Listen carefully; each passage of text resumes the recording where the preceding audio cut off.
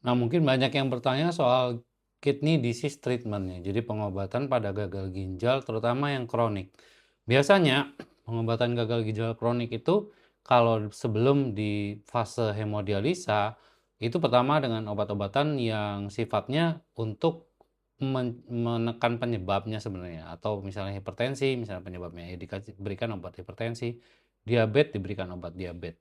Kalau yang polikistik kista itu saya juga kurang paham ya, tapi kalau yang saya paham cuma di hipertensi sama gula, tapi saya nggak punya pengalaman di gula. Kalau di hipertensi biasanya dikasih obat-obatan hipertensi, dikasih vitamin ginjal, dan obat-obatan pendukung. Biasanya obat-obatan pendukung tuh karena HB-nya biasanya kalau udah mulai stadium 3 tuh udah mulai turun tuh HB-nya.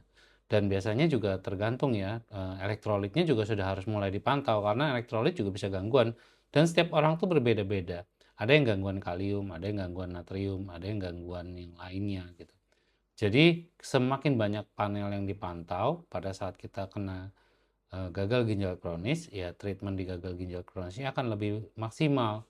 Nah, soal bisa reverse apa enggak, soal kidney disease-nya, kadang-kadang banyak orang yang nanya, bisa reverse nggak sih? Sebenarnya kalau udah misalnya dalam kondisi pertama kali didiagnosa, terus sampai dengan udah 3 bulan dan dia udah stabil, biasanya sih cenderungnya udah di stadium itulah, misalnya 3A, 3A, 3B, 3B. Tapi yang terjadi adalah kalau kita nggak jaga, nggak bisa diet protein, karena mulai stadium 3 kan harus diet protein tuh makannya. Kalau kita nggak jaga ya kita akan drop ke stadium berikutnya gitu.